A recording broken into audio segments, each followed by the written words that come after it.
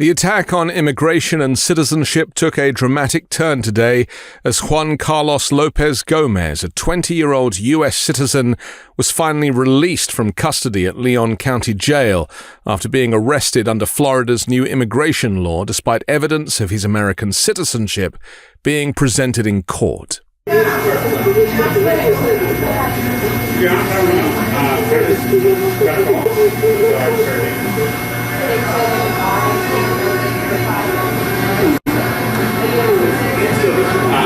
Lopez-Gomez was detained following a Florida Highway Patrol traffic stop in which he was merely a passenger.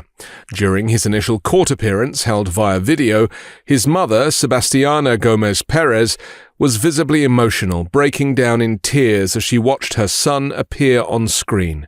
A resident of Grady County, Georgia, she expressed frustration and helplessness after being denied a visit with him. "I wanted to ask, where are you taking him? He's from here," she said, in Spanish. "It's painful not being able to do anything for him." Community advocate Sylvia Alba silently held up Lopez-Gomez's U.S. birth certificate in the courtroom. Judge LaShawn Riggins examined the document closely, confirming its authenticity. In looking at it and feeling it and holding it up to the light, the court can clearly see the watermark to show that this is, indeed, an authentic document, Riggins said. Despite the judge's findings, the state prosecutor argued that the court lacked jurisdiction over the case because U.S. Immigration and Customs Enforcement, ICE, had formally requested the jail continue to hold Lopez-Gomez. As a result, Judge Riggins expressed regret but said that she was powerless to release him. ICE issued the 48-hour detainer through its Homeland Security Investigations Office in Tampa. The arrest comes amid legal controversy over Florida's immigration law SB 4C, signed by Governor Ron DeSantis in February. A federal judge, Kathleen Williams, temporarily blocked enforcement of the law on April 4th, further casting doubt upon the legitimacy of Lopez-Gomez's arrest and detention. The law makes it a misdemeanor for undocumented adults to knowingly enter Florida after previously avoiding inspection by immigration authorities, an offense Lopez-Gomez, a U.S. citizen, could not legally have committed. Meanwhile, Rümeysa Öztürk, a Turkish doctoral candidate and former Fulbright scholar, remains in detention after an immigration judge denied her bond request. Öztürk, who co-authored a campus newspaper op-ed about Gaza while studying at Tufts University, was kidnapped by plainclothed immigration and customs enforcement agents on March 25th near her Massachusetts residence. She was subsequently transferred across 3 states before being held at a detention facility in Louisiana, all without any formal criminal charges. Despite the Department of Homeland Security focusing solely on her perceived flight risk, the immigration judge also cited Öztürk as a potential danger to the community when denying her bond, according to a filing submitted by her attorneys later that day. The government's case in immigration court is reportedly based on a brief memorandum from the Department of State, which revoked her visa due to her co-authorship of the op-ed. The article, according to the memo, aligned with an organization that was temporarily banned from campus. "There's no evidence beyond the op-ed itself," said Isha Bandari, an attorney with the American Civil Liberties Union representing Öztürk in her federal case. "This is constitutionally protected speech. She's committed no crime. If this stands, anyone could face consequences simply for expressing an opinion." Öztürk's legal team is urgently requesting that a federal judge in Vermont either order her immediate release or, at the very least, transfer her back to Vermont by Friday. "This detention violates her constitutional rights," Bandari stated.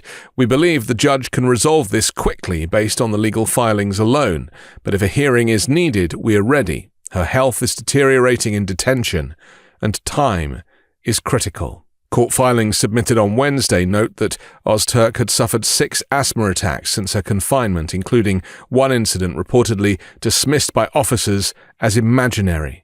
Medical personnel allegedly failed to provide treatment during these episodes.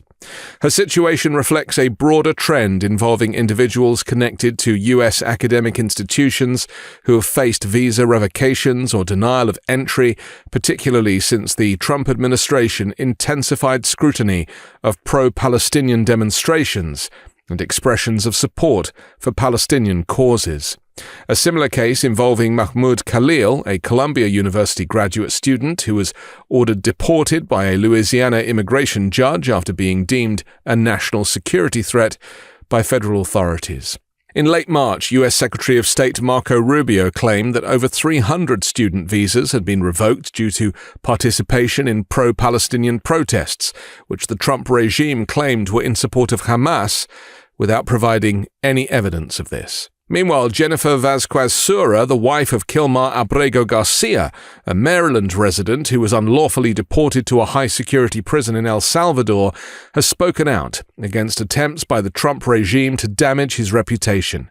She defended her husband, describing him as a devoted father and husband who is now being unjustly denied justice. Despite a federal judge and the U.S. Supreme Court ruling that Abrego Garcia must be returned to the United States, the Trump administration has refused to act. Officials claim that he is associated with MS-13, a gang designated as a foreign terrorist organization. Abrego Garcia has denied any gang affiliation, and his legal team points out that he has no criminal record in either the U.S. or El Salvador. Stephen Miller, a senior advisor to Donald Trump, has controversially claimed the Supreme Court's decision doesn't obligate the administration to bring Abrego Garcia back, an interpretation widely disputed by legal experts. El Salvador's president, Nayib Bukele, has also refused to intervene, stating he lacks the authority to facilitate Abrego Garcia's return. El Salvador has received $6 million to accept deportees into its notorious terrorism confinement center, a prison internationally condemned for human rights violations. U.S. Attorney General Pam Bondi said America is safer because he's not here. Maryland is safer. His wife and child are safer now that he's out of the country. He is not coming back to our country. President Bukele said he was not sending him back. That's the end of the story. If he wanted to send him back, we would give him a plane ride back. There was no situation ever where he was going to stay in this country. None. But he's from El Salvador, he's in El Salvador, and that's where the president plans on keeping him. Vazquez-Sura strongly contested these statements, affirming her husband's character. Kilmar has always been a caring husband and father. I continue to stand by him and demand justice. I'm Anthony Davis. You can find me on the 5 Minute News YouTube channel and podcast, on Wednesdays co-hosting Uncovered, and on Sunday on The Weekend Show with MeidasTouch. Love this video? Continue the conversation by following us on Instagram @MeidasTouch and help us blow past 1 million followers.